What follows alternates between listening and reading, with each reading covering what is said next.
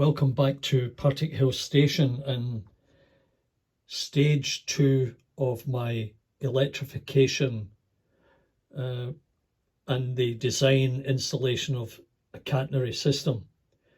Now, this is the second mock-up of the gantry.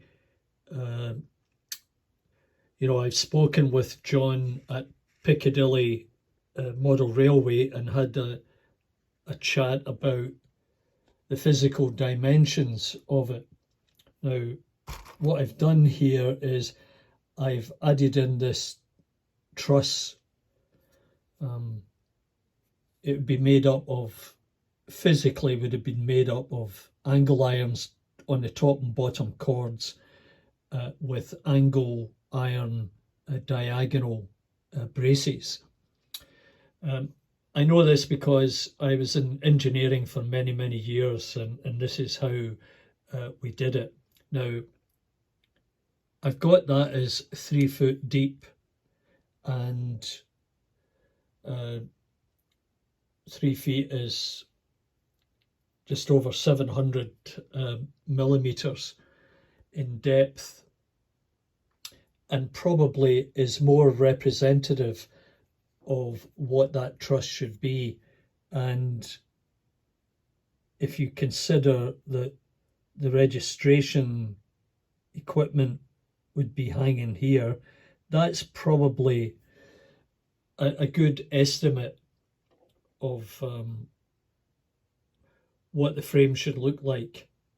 The columns here would be possibly made up of back-to-back channels with some bracing in between, and this gantry would be formed by a box, one on either side, one on the top cord and one on the bottom cord. So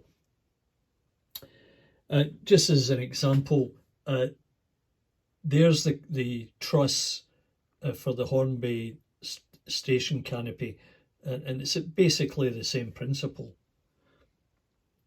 So I think I might proceed with putting something together that would look like this. And if I take it down to sort of track side, you can see it wouldn't be too far off. The only thing is as the train enters the tunnel, the